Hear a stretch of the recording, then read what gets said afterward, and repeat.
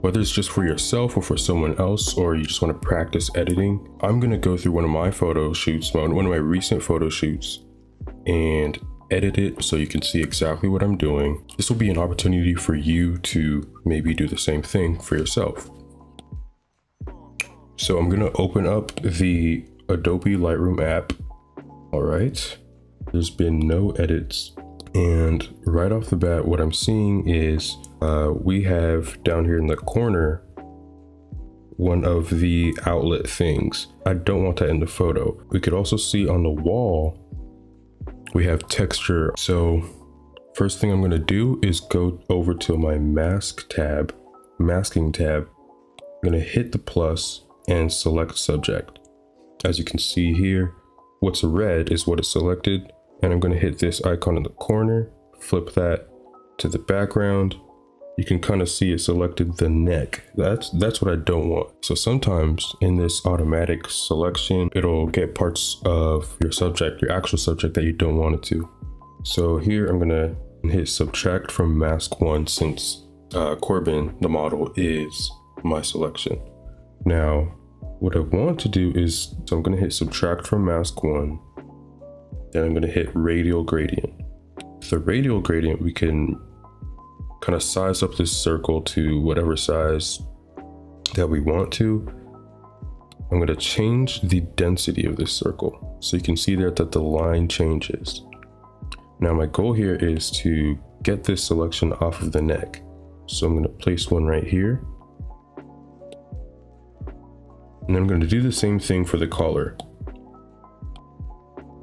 Add a radial gradient, size it up, kind of tilt it around here, and elongate it so that it covers the span of the whole collar.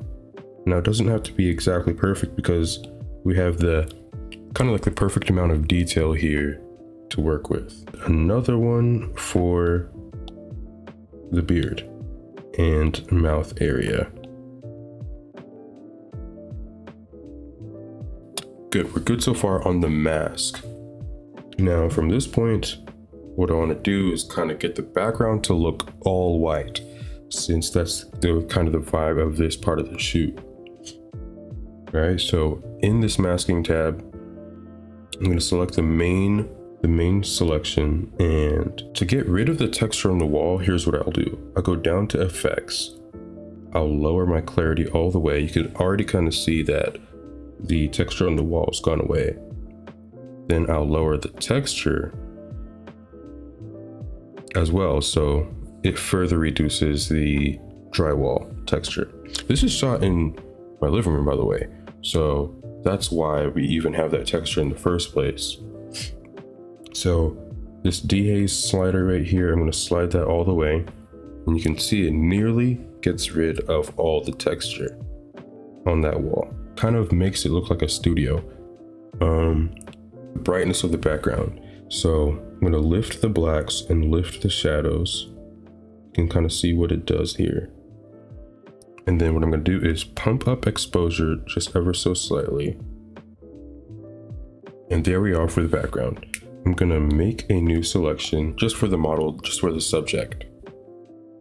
All right, what I'm going to do is go to effects and slightly pump it and give it some clarity.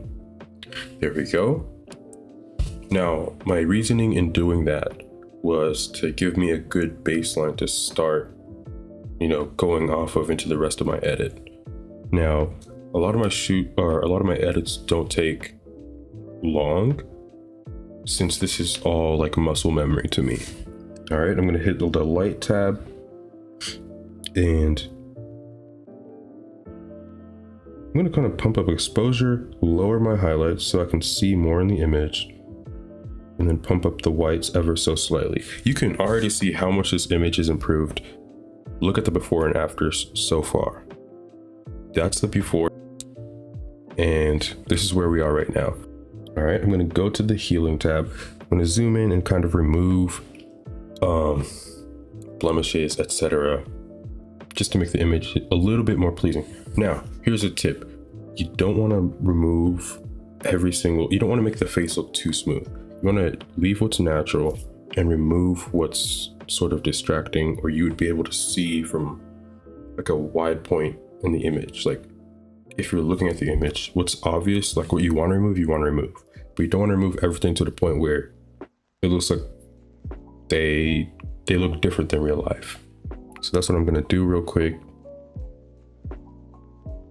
All right, I'm gonna kind of pump up clarity just a tad, and then come back in here, kind of relax those blacks in the images, in the image, add a little punch to the white.